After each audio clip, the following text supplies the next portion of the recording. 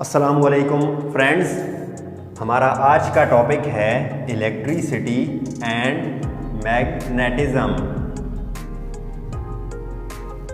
Electricity और magnetism physics की एक ब्रांच है जो कि हमारे लिए बहुत ही ज़्यादा इम्पॉर्टेंट है और हमारी डेली लाइफ में इस ब्रांच का यानी इलेक्ट्रिसिटी और मैग्नेटिज्म का बहुत ज़्यादा किरदार है।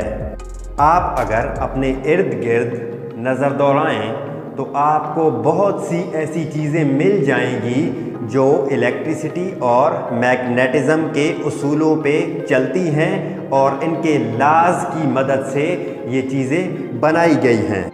मिसाल के तौर पे डीसी और AC Motors, transformers, radios, televisions, computers, DVDs, CDs, ये जितने भी डिवाइसेस हैं ये सारे के सारे इलेक्ट्रिसिटी और मैग्नेटिज्म के उसूलों पे चलते हैं।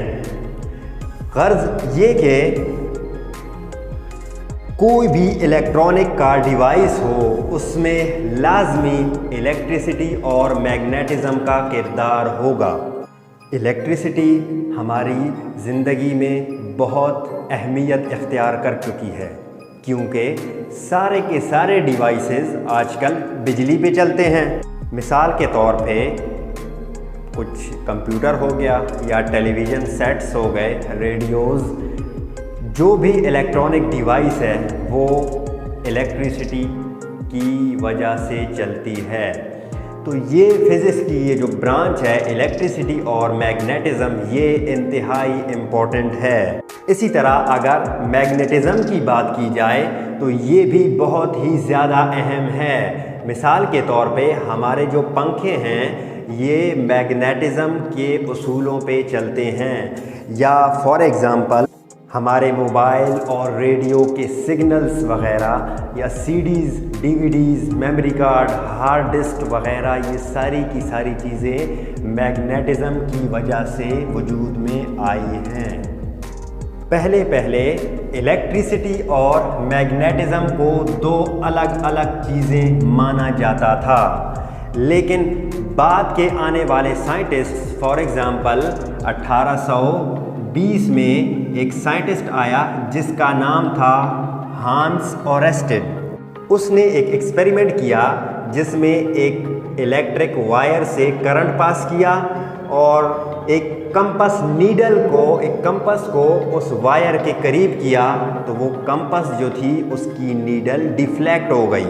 तो उसने ये नतीजा निकाला कि इलेक्ट्रिसिटी और मैग्नेटिज्म में लाजमी कोई ना कोई रिलेशन है, कोई ना कोई ऐसा ताल्लुक है। इसके बाद एक दूसरा साइंटिस्ट आया जिसका नाम था माइकल फैराडे। उसने एक दूसरा एक्सपेरिमेंट किया जिसमें एक कॉइल उसने बनाई और उसके साथ एक बार मैग्नेट रखा। अब उस मैग्नेट को उसने उस कॉइल के अंदर बाहर करना शुरू कर दिया तो उस कॉइल के अंदर से बिजली पैदा होना शुरू हो गई। तो साइंसदानों के ऐसे एक्सपेरिमेंट्स से ये बात साबित हो गई कि इलेक्ट्रिसिटी और मैग्नेटिज्म कोई मुख्तलिफ चीज़ें नहीं हैं बल्कि ये इनका आपस में एक गहरा ताल्लुक है और इलेक्ट्रिसिटी और मैग्नेटिज्म को अलग अलग नहीं किया जा सकता। ये एक ही सिक्के के दो रुख हैं। हांस ओरेस्टेड ने जो अपना एक्सपेरिमेंट किया जिसमें एक वायर से उसने करंट को गुजारा और कंपास को उसके नज़दीक किया तो कंपास की नीडल डिफ्लेक्ट होना शुरू हो गई। तो उससे उसने ये नतीजा निकाला कि इलेक्ट्रिसिटी की वजह से मैग्नेटिज्म पैदा होता है। इसके बाद माइकल फैराडे ने जो एक्सपेरिमेंट किया जिसमें उसने एक बार मैग्नेट को एक कॉइल के नज़दीक किया और आगे पीछे किया तो उस कॉइल के अंदर से करंट पैदा होना शुरू हो गया। तो इससे माइकल फैराडे ने ये नतीजा निकाला कि मैग्नेटिज्म की वजह से इलेक्ट्रिसिटी पैदा होती है।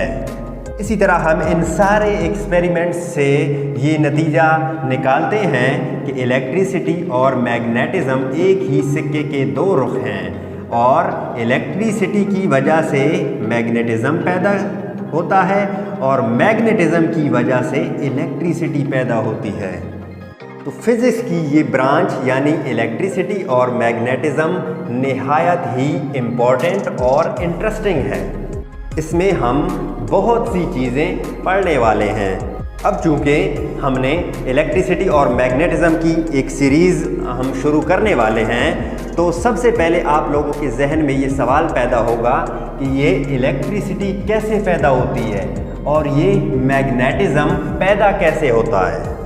आपको ये जान के हैरानी होगी कि इलेक्ट्रिसिटी और मैग्नेटिज्म दोनों ही एक ही चीज़ से मिलके बनते हैं या दोनों ही एक ही चीज़ की वजह से बनते हैं और उस चीज़ का नाम है इलेक्ट्रिक चार्ज। जी हाँ, बिल्कुल आपने सही सुना, यानी इलेक्ट्रिक चार्ज ही एक चीज़ है जिसकी वजह से ये दोनों इलेक्ट्रिसिटी और मैग्नेटिज्म वजूद में आते हैं।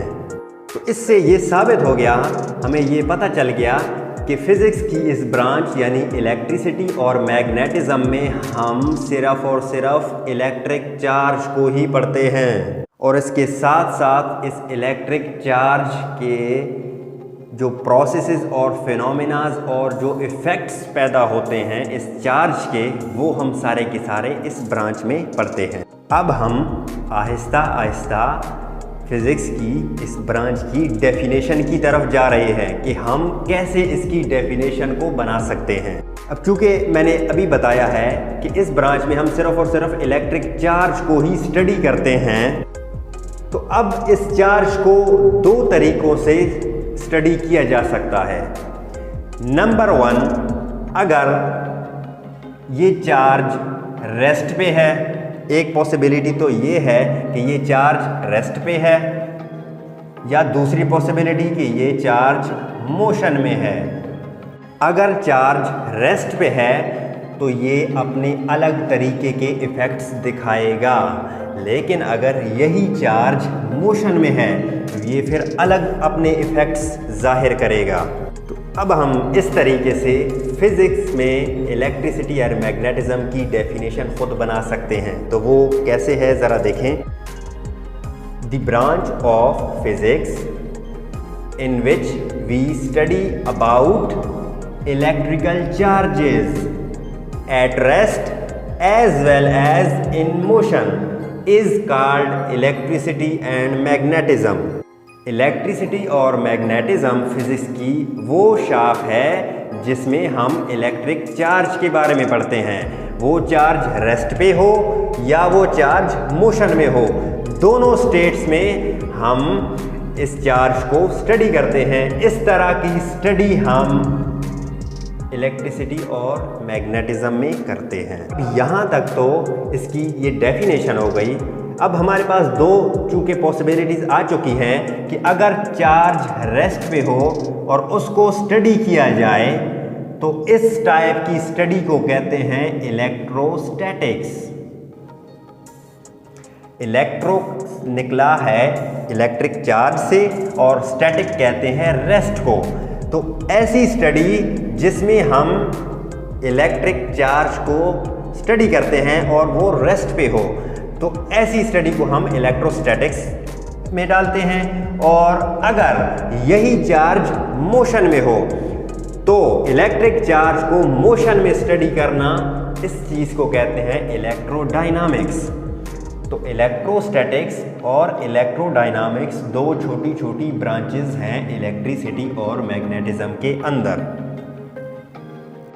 तो अब चूँकि इलेक्ट्रिसिटी और मैग्नेटिज्म के अंदर हम ये दो ब्रांचेस हैं हमारी, जिसमें एक है इलेक्ट्रोस्टैटिक्स और दूसरा है इलेक्ट्रोडायनामिक्स।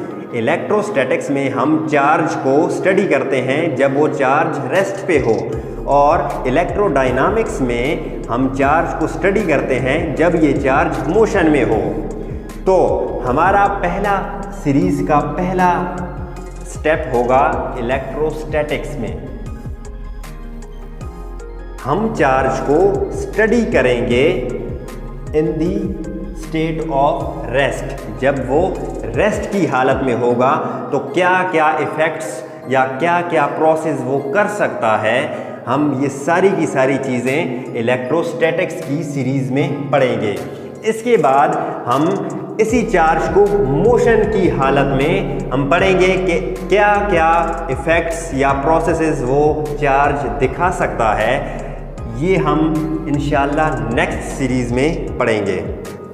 अब यहाँ तक तो क्लियर हो गया कि फ़िज़िक्स की इस ब्रांच यानी इलेक्ट्रिसिटी और मैग्नेटिज़्म में हम इलेक्ट्रिक चार्ज को पढ़ते हैं। चाहे वो चार्ज रेस्ट पे हो तो उसको इलेक्ट्रोस्टैटिक्स कहते हैं, और यही चार्ज अगर मोशन में हो तो इस स्टडी को इलेक्ट्रोडायनामिक्स कहते हैं। लेकिन एक सवाल आप लोगों के जहनों में अभी तक पैदा हो रहा होगा कि आखिर ये इलेक्ट्रिक चार्ज होता क्या है, जो बहुत ही इम्पोर्टेंट है, और इसी की वजह से इलेक्ट्रिसिटी यानी बिजली भी बनती है और मैग्नेटिज्म भी पैदा होता है। तो ये इलेक्ट्रिक चार्ज असल में है क्या चीज़, ये हम पढ़ेंगे इंशाल्लाह इससे अगली वीडियो में। तब तक के लिए अल्लाह हाफिज़।